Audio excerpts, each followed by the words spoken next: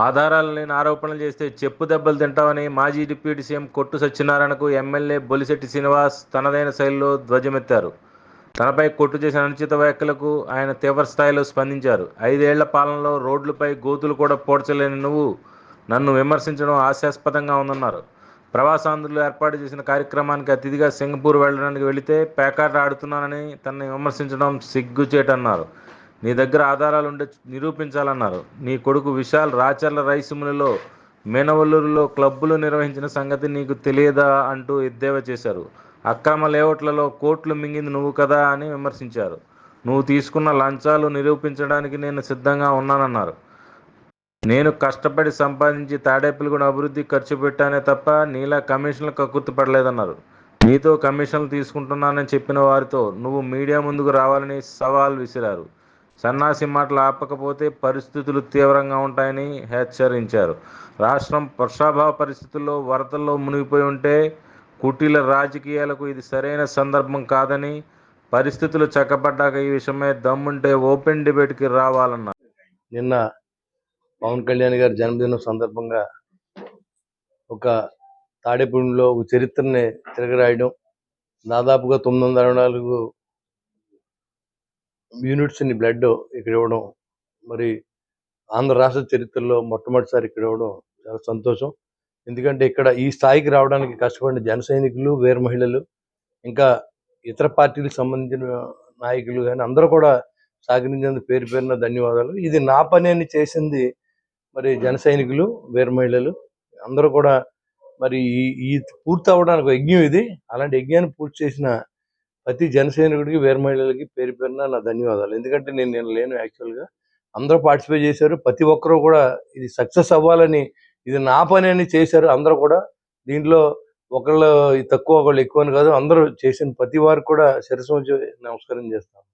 ఆ రోజు ఓడిపోయిన తర్వాత ఈ రోజు గెలిచే వరకు కూడా నాతో పాటుగా కలిసి అడుగులేసి ఇవాళ ప్రతి సక్సెస్లోనూ వాళ్ళే భాగస్తులు. ఎందుకంటే ఏదైనా చేయాలంటే ఒక టీం కావాలి.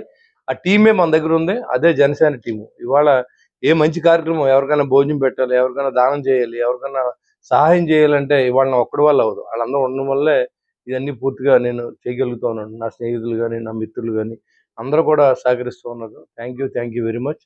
మరి నిన్న తెలుగు వాళ్ళ నగరం మొత్తం ములుగుపోయిన సందర్భం మనకు తెలుసు. దానికి మొట్టమొదటిసారిగా స్పందించింది తాడేపల్లిగూడెం పట్టణం, ఇక్కడున్న దాతలు. అందులో రెవెన్యూ సిబ్బంది నిన్న మిల్లర్స్ కలిసి దాదాపు 28,000 ప్యాకెట్లు పంపడం జరిగింది. ఈ రోజు 25,000 ప్యాకెట్లు పంపుతూ ఉన్నారు. రేపు కూడా 25,000 ప్యాకెట్లు పంపుతారు. ఎల్లుండి కూడా మనం పంపిస్తాం. ఎన్ని రోజులు కావాలంటే అన్ని రోజులు తాడేపల్లిగూడెం నుంచి మొట్టమొదటి పేరుగా ఉండే విధంగా అక్కడ ఉన్నటువంటి వరద బాధితులందరినీ ఆదుకునే బాధ్యతను మనం తీసుకుందాం. అందరి బాధ్యతగా మనం కలిసి ఇవాళ నిన్న ఇది ఎలా అయితే మన రక్తదానాన్ని శిబిరాన్ని సక్సెస్ చేసాం, అదే విధంగా మనం చేయాలని చెప్పి కూడా నేను మిమ్మల్ని అందరినీ కోరుతా ఉన్నాను.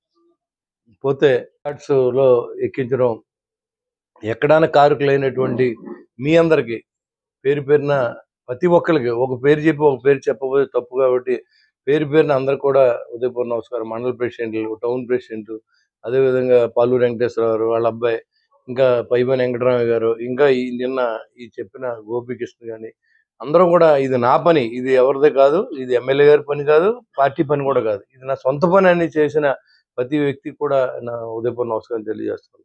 పోతే ఇవాళ ఒరే సన్నాసి, నువ్వు 5 సంవత్సరాలు ఇక్కడ ఏం ఓడబోయావో నాకు తెలియదు, కానీ కనీసం రోడ్లో మట్టి కూడా పోయినటువంటి నువ్వు నా గురించి మాట్లాడుతాను. ఏంట్రా బయటకు వచ్చేది, నేను ఏమన్నా చేస్తే బయటకు, నేను నాకు ఎవరైనా డబ్బులు ఇస్తానంటే రోడ్డు గోతులు పోడుకుందా, నీకు మళ్ళీ తీసుకుని ఇంట్లో పెట్టుకుంటలేదు.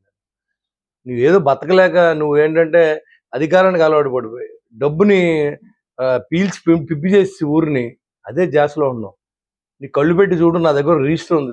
రోజుకి 100 నుంచి 150 పరిష్కారం పంపిస్తాను.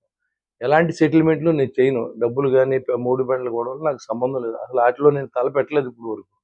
ఇంకా ఏదో అంటున్నాడు, ఏంటి అనాథరే. అసలు నేను వచ్చిన తర్వాత ఒక్క సైట్ కానీ ఇంకోటి కానీ ఎడదీస్తే మీరు చూపించండి. పనికిమాల సన్నాసిలా మాట్లాడితే ఇంకా నీకు చెప్పు దెబ్బలు ఒకటి తగ్గుతాయి. నువ్వు నోటికి ఏదో అది మాట్లాడుతున్నావు. ప్యాకెట్ ఆడుతున్నాను అంటావు. ప్యాకెట్ ఎక్కడ, నీ డబ్బులు ఏమైనా పట్టుకొచ్చి ఆడానా, లేదా ఎక్కడన్నా ఇక్కడ క్లబ్బులు నడుపుతున్నాడు నీ కొడుకు నడిపాడు. రాచర్ల గ్రామంలో ఒక రైస్ మిల్లో మీ కొడుకు నడిపాడు. ఏనవల్లూరులో నడిపాడు. మీరందరూ చేసుకున్న తప్పుల్ని మా మీద రుద్దాలని ప్రయత్నం చేయకు. నువ్వు ఎన్ని చేసినా డైవర్షన్లోకి వెళ్ళినా ప్రజలు ఎవరు నేను నమ్మి పరిస్థితి లేదు. నీ చరిత్ర అయిపోయి ఇంకా అది అలాగా రోడ్ల మీద ఎడుతుంది తప్ప నేను ఎవడో కనీసం కూడా పట్టించుకోడు.